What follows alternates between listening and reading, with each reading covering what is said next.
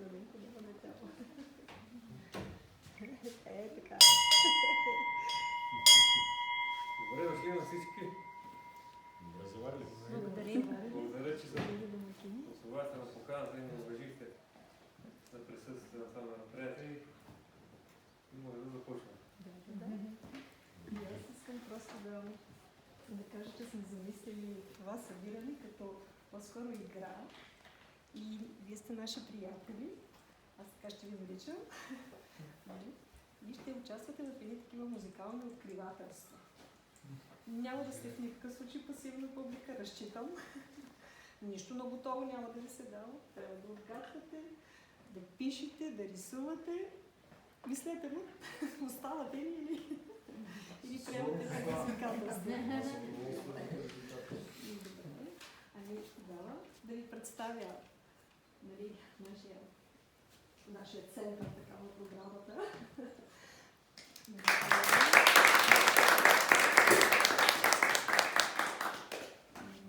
Може би си спомняш миналата година как хубаво започна всичко.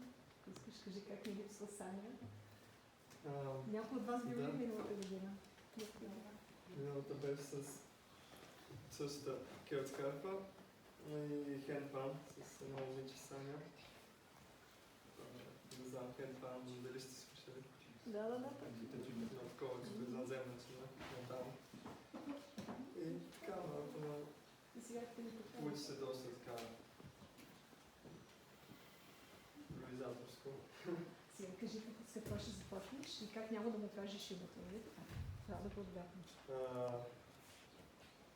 Да, първо идеята беше да започна с една народна пиеса, която и вие имате задача да я познаете. И даже да си попеем, ако можеш да отгаднеш. Това е Ая. Тя си има име.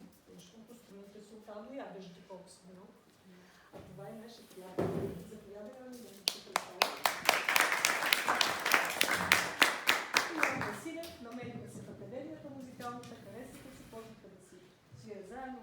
В Бургас свириха миналата седмица. Сега тук се събрали. Той не е бил в Родопите. За първи път е при вас. Много добре импровизира, но всякъде е скитава. С нея ляга се не става. Носи я даже на копитото на София, там свири.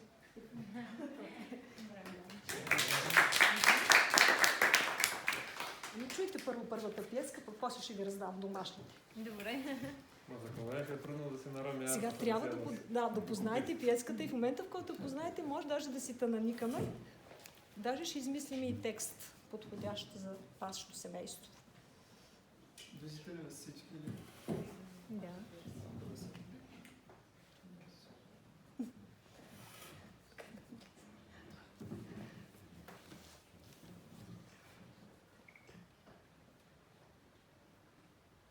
Композиция на Юлиана Тошкова, българска композиторка, живее във Франция и аранжира народни песни. Негова преподавателка беше майсторски клас. Най-малко секретарна версия.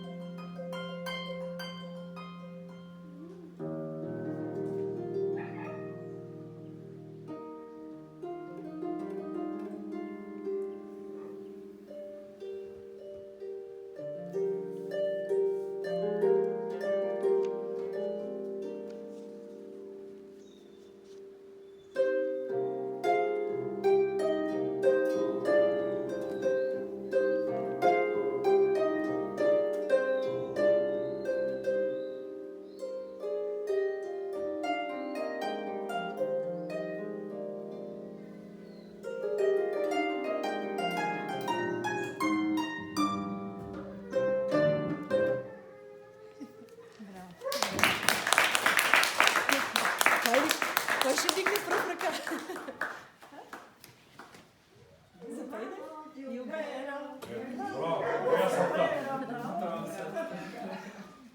Учиш подарък, Николач? Ние даже мислихме, шегувахме се тук да го запеем така. Росице, роденко.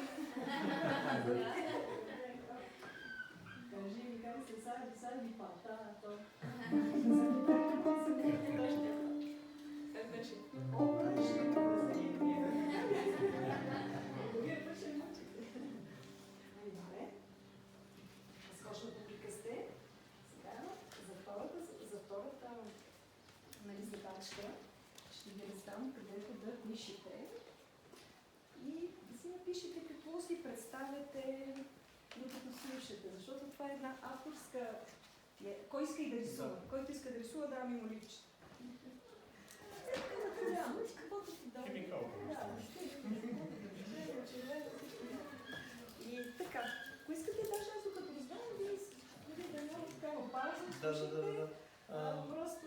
Тя е една моя авторска пиеса, която започнах преди доста време. Не 4 години. Няма. И започна първо само като много кратко мотивче, но се разрасташе все повече и повече. Сега ти е интересно, да?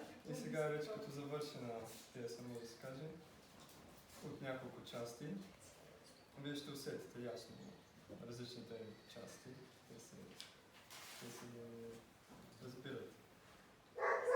И просто тъй като няма име, може, ако имате предложение да кажете какво си представяте, какво име ви идва, след като е мисля. Интересен подход за избор на име. Моля? Интересен подход.